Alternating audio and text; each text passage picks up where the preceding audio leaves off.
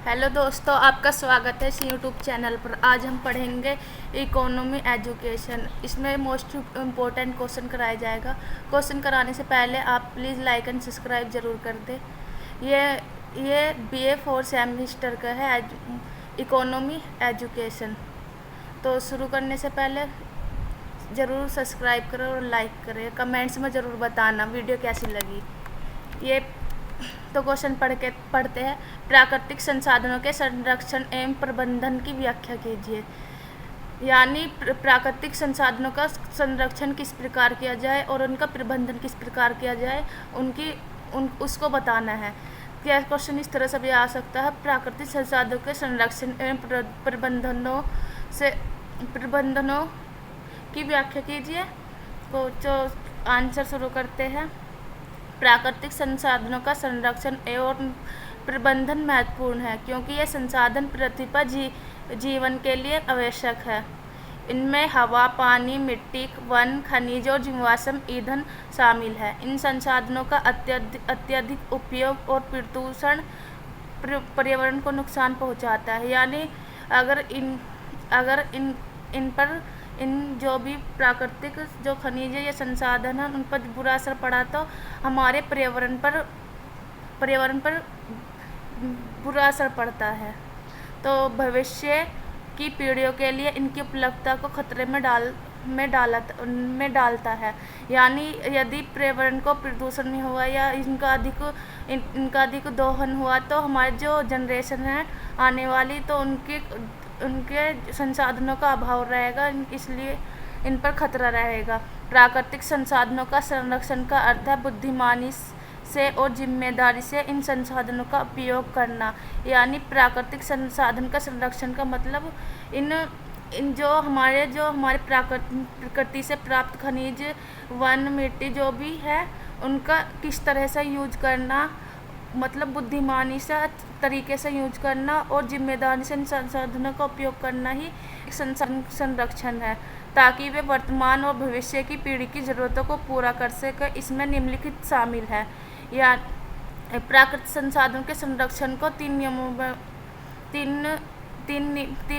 में इनको रोका जा सकता है। जैसे इसको बोलते हैं 3R का नियम। यानी 3R नियम में आता है उपयोग को कम करना, यानी अनावश्यक खपत और कम करना और कुशल तकनीकों का उपयोग करना। जैसे हम ज़रूरत नहीं होती पर हम उन संसाधनों का उपयोग करके दोहन करते हैं, तो उन पर रोक लगाना और कुशल तकनीकों का उपयोग करना। उदाहरण के लिए ऊर्जा कुशल उपकरणों का उपयोग करना, पानी बचाना और पुनर्चक्रण करना, यानी पानी को दोबारा यूज करना, पुनः उपयोग करना। ये जहाँ तक संभव हो वस्तु को फेंकने के बजाय उनका उपयोग करना। पुनर्चक्रण करना यानी सामग्री को नए पदार्थों उत्पादों में बदलने के लिए पुनर्चक्रित करना। वैकल्पिक स्रोतों का उपयोग करना। गैर नवीकरणीय संसाधनों पर निर्भरता कम करने के लिए नवीकरणीय ऊर्जा स्रोतों जैसे सौर ऊर्जा, पवन ऊर्जा का उपयोग करना। आजकल ये सौर ऊर्जा और पवन ऊर्जा को ज़्यादा महत्व दिया जा रहा है। सरकार ने इस पर नई नीतियाँ बनाई हैं। प्रदूषण को कम करना यानी हवा, पानी और मिट्टी के प्रदूषण को नियंत्रित करने के लिए उपाय करना।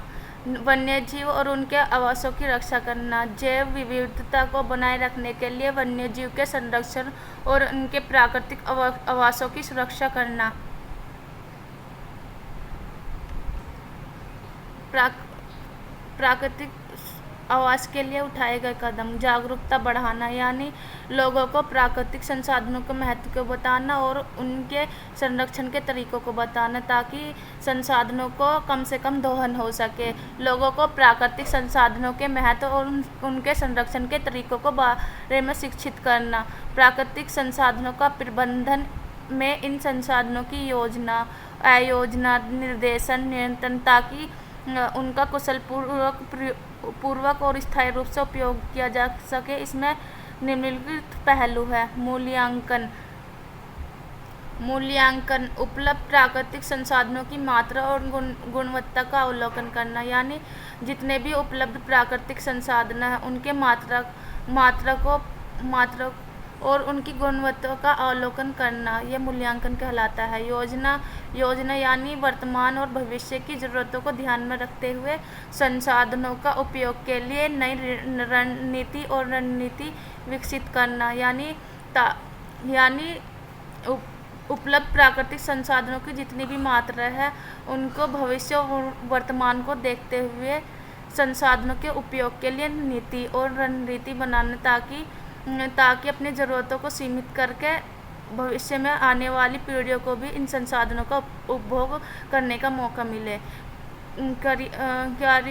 क्रियान्वयन योजना को लागू करना, उन संसाधनों को टिकाऊ तरीके से उपयोग सुनिश्चित करना। निगरानी, संसाधनों का उपयोग और संरक्षण के प्रयासों की प्रगति की निगरानी करना। मूल्यांकन, प्रबंधन रणनीतियों को प्रभावशीलता का आकलन करना और आवश्यक सुधार करना।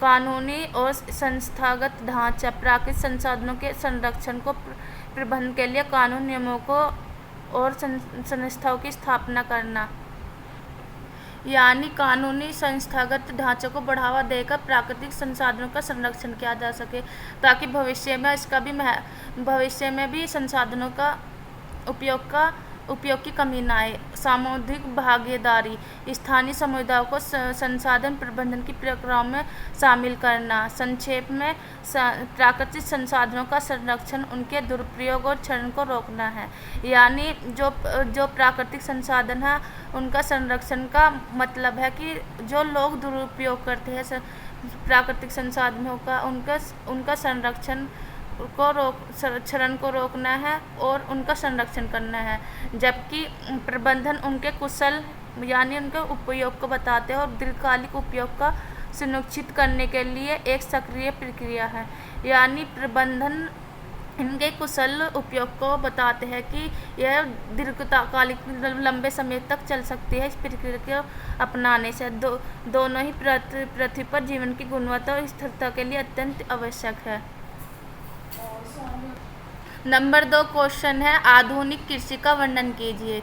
यानी आधुनिक कृषि जो तकनीकी को बढ़ावा देकर विज्ञान का उपयोग करके अधिक से अधिक कृषि की खेती को बढ़ाना, यानी उत्पाद को बढ़ाना। आधुनिक कृषि तकनीकी और विज्ञान के उपयोग से खाद्य उत्पादन बढ़ाने और दक्षता में सुधार पर केंद्रित है। इससे उन्नत मशीनी और सटीक कृषि उपकरण, स्वचालित हार्वेस्टर का उपयोग होता है। फसल सुधार के लिए उच्च उपजाऊ वाली किस्में, जैव प्रौद्योगिकी और आनुवंशिक रूप से संशोधित फसलें विकसित की जाती है। सतत कृषि पद्धतियों जैसे संरक्षण कृषि, जैव कृषि पर जोर दिया जाता है ताकि पर्यावरण की रक्षा हो सके। सूचना और संचार प्रौद्योगिकी जैसे कृषि ऐप और बिग डेटा किसानों को बेहतर निर्णय लेने में मदद कर सके। कुशल बाजारों और आपूर्ति श्रृंखला प्रबंधन भी आधुनिक कृषि का एक महत्वपूर्ण हिस्सा है। संक्षेप में, आधुनिक कृषि अधिक उत्पादन, दक्षता और स्थिरता की दिशा में एक तकनीकी और वैज्ञानिक दृष्टिकोण है। यानी हमें जो उत्पादन को बढ़ावा देना है तो हमें आधुनिक कृषि को अपनाना होगा। आधुनिक कृषि में तकनीकी और विज्ञान के आधार पर कृषि की जाती है और इसमें मशीनों का और सटीक कृषि और उपजाऊ वाले बीजों का उपयोग किया जाता है ताकि अधिक से अधिक उत्पाद किया जा सके। वीडियो कैसी लगी है तो कमेंट्स में ज़रूर बताओ, लाइक एंड सब्सक्राइब ज़रूर करें। और ये मोस्ट इम्पोर्टेंट क्वेश्चन है जो इस 4th सेमेस्टर में पेपर में आएंगे, इस बार ज़रूर मिलेंगे। ये पिछली बार भी दोहराए गए, ये हर साल क्वेश्चन दोहराए जा रहे, इस बार भी आने के पूरे चांसेस रहेंगे। प्लीज़ लाइक एंड सब्सक्राइब ज़रूर करें और कमेंट्स में अपनी राय बताएं।